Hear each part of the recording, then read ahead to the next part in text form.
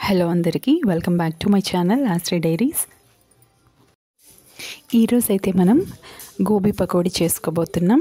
ఇప్పుడు ఎలాగో మనకి కాలీఫ్లవర్ అనేది సీజనల్ వెజిటేబుల్ కాబట్టి అందరికీ కూడా అవైలబుల్గా ఉంటాయి కదా. సో ముందుగా దీనికోసం మేమైతే 2 కాలీఫ్లవర్స్ తీసుకున్నాము. ఆ కాలీఫ్లవర్స్కి కాడలు ఉంటాయి కదా, అవన్నీ కూడా కట్ చేసి పక్కన పెట్టేసుకోవాలి. ఇప్పుడు మనం చేసేది కాలీఫ్లవర్ పకోడీ కాబట్టి ఇలా మనకి ఫ్లవర్ వచ్చేటట్టుగా మనం కట్ చేసుకోవాలన్నమాట. చిన్న పీసెస్లా కాకుండా ఇలా పెద్ద పెద్ద పీసెస్ ఫ్లవర్ టైప్లో వచ్చేటట్టు కట్ చేసుకోవాలి. సో కట్ చేసినప్పుడు మాత్రం జాగ్రత్తగా కట్ చేసుకోవాలి, ఎందుకంటే మనం ఎంత ఫ్రెష్ వెజిటేబుల్స్ తెచ్చినా కూడా కాలీఫ్లవర్స్ అందులో చిన్న చిన్న పురుగులు అనేవి కనిపిస్తూ ఉంటాయి కాబట్టి మనం చూసి కట్ చేసినప్పుడు కొంచెం కేర్ఫుల్గా అయితే కట్ చేసుకోవాలి. ఈ కాలీఫ్లవర్ పకోడీ ఈవినింగ్ స్నాక్లా చాలా బాగుంటుంది. ఇదే మీరు మంచూరియా లాగా కూడా ట్రై చేయొచ్చు.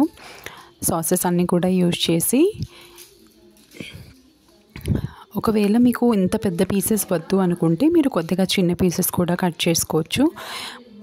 ఇప్పుడు మనం కట్ చేసుకున్న వాటిలో బాగా క్లీన్ చేసుకోవాలి. కాలీఫ్లవర్ పీసెస్ క్లీన్ చేసుకున్న తర్వాత కొద్దిగా సాల్ట్ అండ్ వాటర్ యాడ్ చేసుకొని ఈ పీసెస్ని కాస్త బాయిల్ చేసుకోవాలి. ఎందుకంటే మనం డైరెక్ట్ డీప్ ఫ్రైలో వేస్తాం కాబట్టి అవి ముక్కలు అనేవి పచ్చివాసన వస్తూ ఉంటాయి, ఉడకవు. కాబట్టి ముందుగా కాలీఫ్లవర్ని బాయిల్ చేసుకోవాలి. కొద్దిగా సాల్ట్ వేసుకొని ఒక 50% బాయిల్ అయిన తర్వాత వాటర్ అంతా కూడా అందులో నుంచి తీసేయాలి. ఇప్పుడు ఇందులో మనం ఒక 2 కప్స్ వరకు శనగపిండి వేసుకుంటున్నాం. శనగపిండి వేసుకున్న తర్వాత ఒక 1/2 కప్ వరకు బియ్యం పిండి, ఆ తర్వాత 1 కప్ వరకు కార్న్ఫ్లోర్ అనేది యూజ్ చేస్తున్నాం. ఈ 3 కూడా వేసుకున్నాక సరిపడా పసుపు, కాస్త పసుపు, ఉప్పు, కారం ఈ 3 కూడా యాడ్ చేసుకోవాలి. యాడ్ చేసుకున్న తర్వాత మనం వీటిని చేత్తో మిక్స్ చేయకూడదన్నమాట. చేత్తో మిక్స్ చేస్తే అది బాగా కలకపోవచ్చు, ఆ పిండి సాల్ట్ అంతా కూడా. సో చేత్తో మిక్స్ చేయకుండా జస్ట్ ఇలా చేసుకోవాలి. కార్న్ఫ్లోర్ యాడ్ చేస్తే ఏంటంటే మనకి పకోడీ అనేది కొంచెం క్రిస్పీనెస్ వస్తుంది. ఇప్పుడు ఇవన్నీ కూడా కలిసేటట్టు కాస్త ఇలా మిక్స్ చేసుకుని ఇప్పుడు ఇందులో మనం కొద్దిగా వాటర్ యాడ్ చేసుకుంటూ కలుపుకోవాలి. వాటర్ అనేది ఒక్కసారి మనం వేసేయకూడదండి, ఇలా స్ప్రింకిల్ చేసుకోవాలి. వాటర్ ఇలా స్ప్రింకిల్ చేసుకుంటూ కలుపుకోవాలి. ఎందుకంటే మనకి ఈ బ్యాటర్ అనేది కొంచెం ఓన్లీ జస్ట్ కాలీఫ్లవర్కి పట్టేటట్టు మాత్రమే ఉండాలి, అంత లూజ్గా కూడా కలుపుకోకూడదు. ఇప్పుడు ఇవన్నీ కూడా బాగా మిక్స్ అయ్యేటట్టు కలుపుకున్న తర్వాత ఇంకోవైపు డీప్ ఫ్రైకి సరిపడా ఆయిల్ అయితే పెట్టేసుకుందాం. ఇలా అన్నమాట, ఈ విధంగా ఈ టెక్స్చర్ వచ్చేటట్టు మనం కలుపుకోవాలి.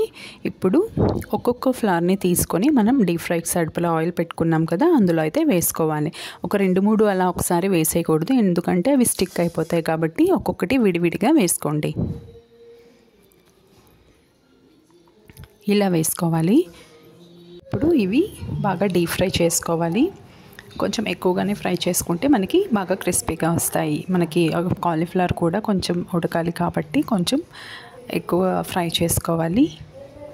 ఇప్పుడు ఎలాగో వింటర్ సీజన్ కాబట్టి ఈ రెసిపీని తప్పకుండా ట్రై చేయండి, ఎవరైనా కూడా ఇష్టంగా తింటారు. అండ్ మన వీడియోకి ఒక లైక్ ఇవ్వడం మాత్రం మర్చిపోకండి. మన ఛానల్ని ఫస్ట్ టైం చూసే వాళ్ళు ఎవరైనా ఉంటే please do subscribe our channel.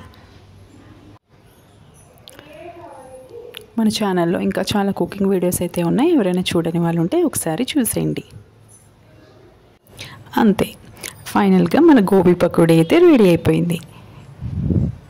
రెసిపీని మాత్రం తప్పకుండా ట్రై చేయండి. Thanks for watching the video.